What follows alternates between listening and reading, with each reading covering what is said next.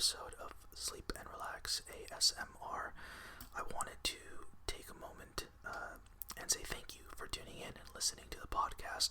I also wanted to mention that we just launched our website, which is SleepandRelaxASMR.com, just all spelled out. The website has all of our show episodes, news and announcements, and it also has information for brands that are interested in sponsoring the show.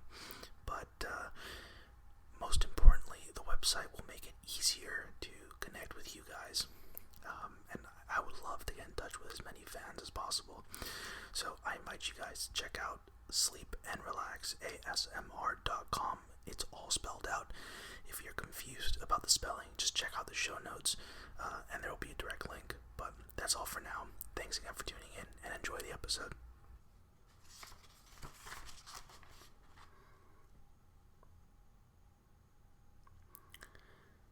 So, before getting into the episode, I need to qualify that I'm feeling a little under the weather.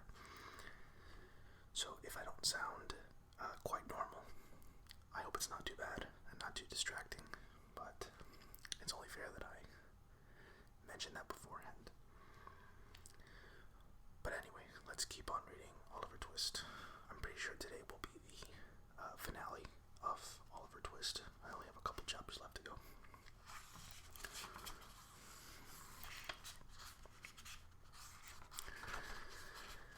Okay. Chapter 19. The End of Bill Sikes. Monks and the Dodger were not the only ones in trouble. Fagin and his ring of thieves were slowly but surely being found. Toby Crackett and another thief nervously discussed matters in Toby's attic hideout one night. "What did the police pick up, Fagin?" asked Toby. "Just at dinner time," said the other thief. Boulter tried to hide in the empty water barrel. He dove in head first, but his legs were so long that they stuck out at the top, so they grabbed him too. "And Charlie Bates?" asked Toby. "He'll be here soon." "This isn't the end of all this," said Toby.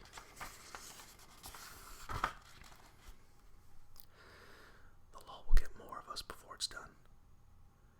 While the two sat trying to think about what to do next, they heard a noise at the door. Bullseye leaped into the room. Toby went to the window, looked down, and saw Sikes coming their way. "I hoped he wouldn't come here, but we've got to let him in," Toby said, picking up the candle. Sikes came in looking like a ghost. His eyes were hollow and his face thin and white. "How long's that dog been here?" he asked. "Was he alone?" "Not long, and alone," said Toby. "Tonight's paper says that Fagin's been captured. Is it true or a lie?" asked Sikes. "It's true." They were silent for a minute or two. Then, turning to Toby, Sikes said, "Do you plan to give me up for a reward, or let me hide out here until the police quit their manhunt?"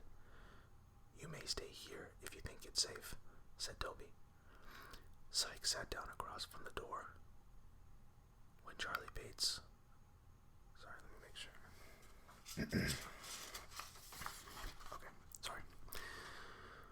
When Charlie Bates entered, he looked straight at the big man.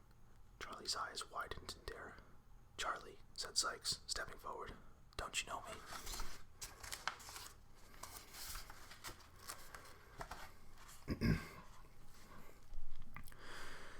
"Don't come near me," answered the boy.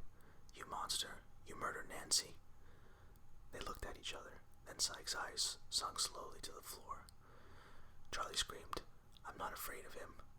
If they come here after him, I'll give him up. Murder, help, down with him." The boy attacked Sikes and knocked him down. The fight didn't last long.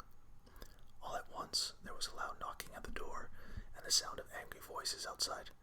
"Help!" shrieked Charlie Bates. "He's here!" "In the king's name, open up!" a voice shouted from outside. Soon more voices took up the cry. Some people tried to climb the wall. Sikes grabbed the rope and climbed through a window onto the roof. When the people saw him, a louder cry went up. Sikes looked down and saw hundreds of wild people screaming at him. He saw only one chance to get away. He tied one end of the rope tightly around the chimney. With the other hand, he made a loop. Sykes brought the loop over his head in order to slip it under his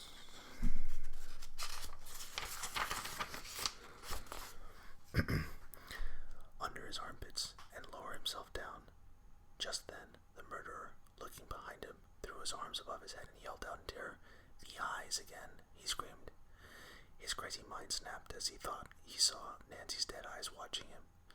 Falling back in fear and shock, he slipped and tumbled over the roof's edge. The loop was around his neck. He fell for 35 feet to a sudden jerk, and there he hung, dead, swinging back and forth above the angry crowd. Charlie Bates called to the people below to come and take him away. Bullseye had been hiding, but now he ran back and forth on the edge of the roof, howling. He jumped for the dead man's shoulders. Missing his aim, he fell and died on the ground below his master's swinging feet.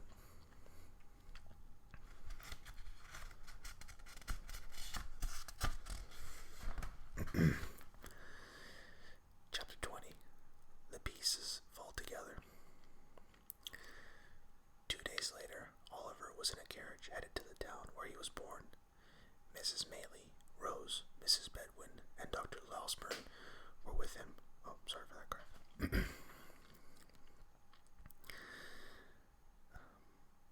Where was I? Oh, Mr. Brownlow followed in another coach. The others did not see that Mr. Brownlow traveled with a man, a tall, young man who was biting his lips. As they passed the familiar sights, Oliver thought of his little friend from the orphan work farm. "If only I could see little Dick now," he said. "You will see him soon," replied Rose, gently taking his folded hands between her own. "You shall tell him how happy you are, and that you have come back to make him happy too."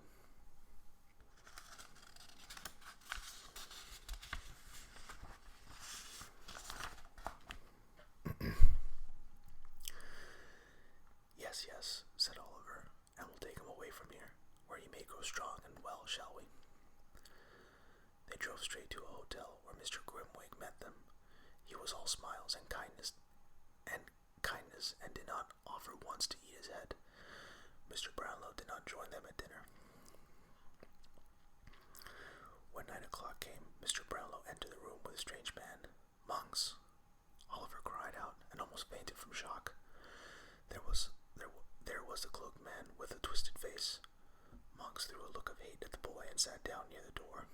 Mr. Brownlow, who had some papers in his hand, walked to a table near Rose and Oliver. "This is a painful time," he said, "but these statements, which have been signed in London before many gentlemen, must be agreed to here by this man." Brownlow turned to Monks. "Now, sir, was this the boy here born to your father, my dear friend Edwin Leeford, and a lady named Agnes Fleming, whom he was to marry? And did that poor lady die when this boy was born? And finally, is this boy, then, your half-brother, and is your real name Edward Leeford and not Monks?"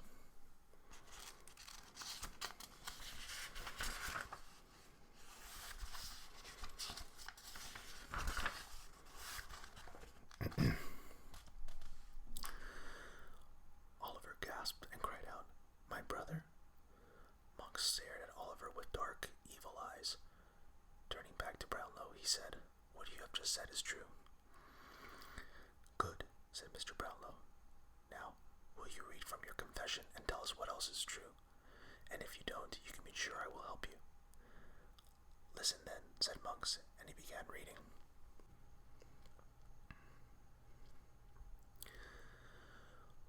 "When my father became ill in Italy, he never came out of the coma he was in. My mother and I no longer lived with my father, but we were there when he died. Among his things we found 2 papers addressed to Mr. Brownlow. They were to be sent to him only after my father's death. One of these was a letter to a Lady Agnes. The other was his legal will." "What was in the letter?" asked Mr. Brownlow. "My father told her how much he loved her, and asked her for forgiveness if he had caused her shame. He said if he had lived, he would have been a good husband to her and a good father to their child that she was carrying. It also spoke of the things he had given to her, a gold locket, which she was to wear next to her heart, and a gold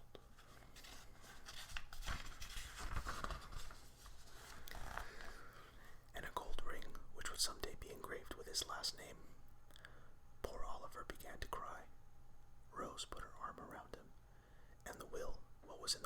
asked Mr. Brownlow. Monks was silent. You know what the will said, Brownlow shouted. But if you won't speak, I will help you. The will left you and your mother each some money to live on, but most of his fortune your father divided into 2 equal parts, one half for Agnes Fleming and the other for their child, if it should be born alive and grow to be of legal age. But the will went on. It said that if that child were to become a lawbreaker, a criminal, then he would get nothing. My mother burned the letter, cried Monks. It never reached Agnes. My mother kept the will and other proof so she could use it to hurt the Fleming family someday. Mr. Fleming moved away to Wales with his 2 daughters. He changed his name so his friends back home would never know about Agnes and her baby. The old man had died before the child was born.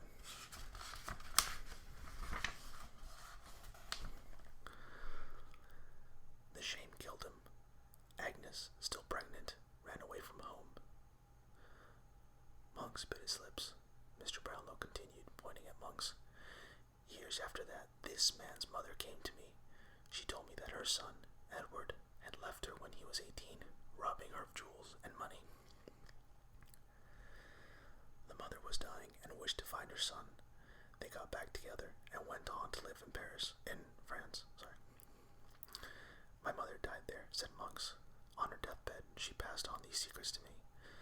She believed the child had been born and lived, and would get half my money. I swore to her that I would hunt it down and never let it rest. That child would never get any money from my father. I promised that I would try to have that child dragged to prison. Tell us about the locket and ring, said Brownlow, turning to Monks. I bought them from a man and woman who run a workhouse. They learned of them from an old, dying workhouse nurse. The nurse had taken them from Agnes Fleming, who died when she gave birth to this boy here, answered Monks without raising his eyes.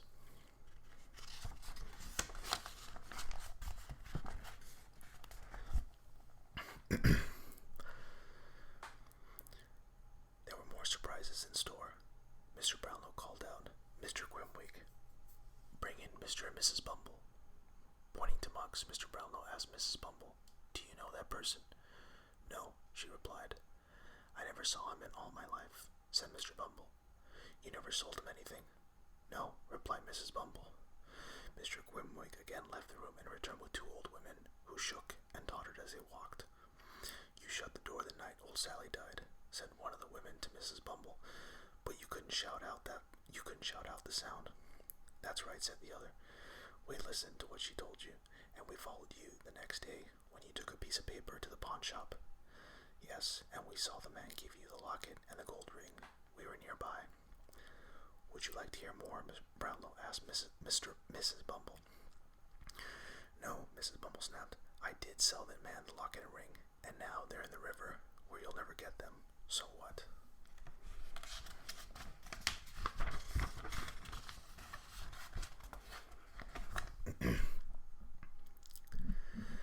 I hope, said Mr. Bumble, that this little thing will not cause me to lose my important job. Indeed it will, replied Mr. Brownlow. It was all done by Mrs. Bumble, the round man said as he left the room. Young lady, said Mr. Brownlow, turning to Rose, give me your hand. He led over her in front of Monks. Do you know this young lady, sir? Yes, replied Monks. I never saw you before, said Rose faintly. I have seen you often, replied Monks. The father of poor Agnes had another daughter, said Mr. Brownlow. What happened to the other child? The child, replied Monks, was sent to live with some country folk after the father died and Agnes left. From there she was taken in by a widow woman who never knew the small child's true name or family. That child is that girl in front of me, the one you call Rose. My darling Rose, whom I called my niece, cried Mrs. Maylie, holding the fainting girl in her arms. And she is my own dear aunt, cried Oliver, whom I already love so much. Rose.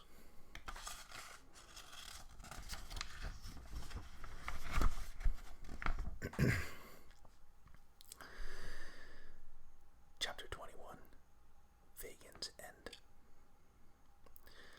The courtroom was full on the day of Fagin's trial. The papers had reported the terrible life of crime he had led, and the people wanted to hear the facts for themselves, and hear them they did. The jury was told all about his ring of pickpockets, thieves, and murderers. They learned how he had ruined the lives of young boys by teaching them to steal and lie. The full story of Nancy's murder by Bill Sykes also came out. The jury heard that Fagin had paid and protected Sykes as one of his gang members. Fagin was found guilty and sentenced to death by hanging.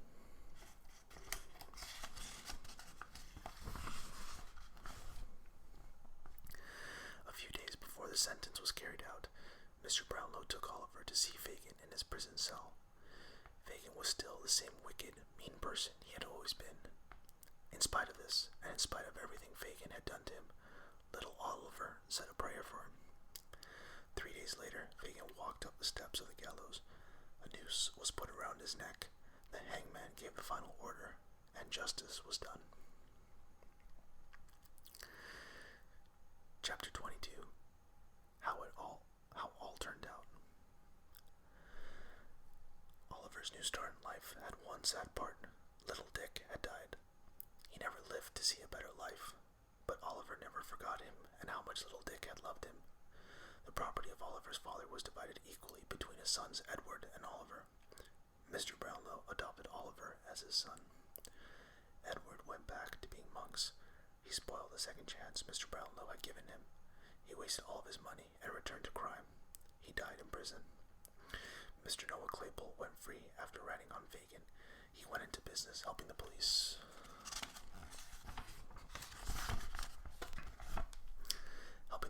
Which gave him and Charlotte enough money to get along.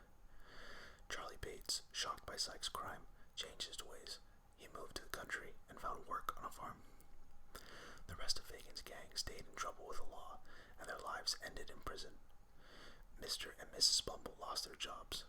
When their money was gone, they were sent to live in that very same workhouse where they had once been so mean to others. Mrs. Maylie's son, Harry, married Rose. They had a happy, loving marriage. Mr. Grimwig never really ate his own head. Mr. Brownlow loved Oliver more each day. He gave him books to study and showed him how to live a good life. Oliver never forgot to give prayers of thanks to the one from whom mercy and goodness comes. They love, hope, and peace that Oliver had searched for had finally come to him.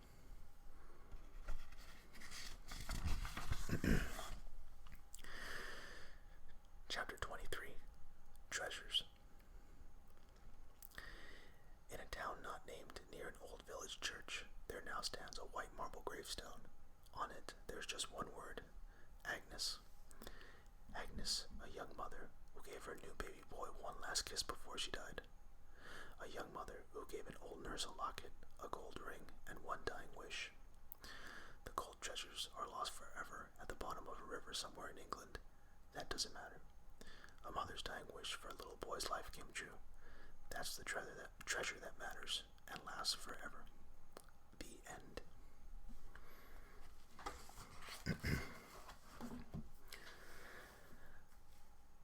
Alright, that is the end of the Oliver Twist series. Classic novel, very short, and I had a really nice time reading it. But I have a couple of other novels kind of lined up already. If you guys have specific novels or books you'd like me to read, I always willing to hear you out. For suggestions, just send an email to SleepandRelaxASMR@gmail.com, or you can check us out at SleepandRelaxASMR.com. I apologize if my throat and my voice sounded a little off. Like I said, I was sick. I can kind of pick up on it now, but anyway, I hope you guys enjoyed the Oliver Twist series. I hope you guys get back to me with what you want to hear next. That's all for now. As always, thanks for listening, and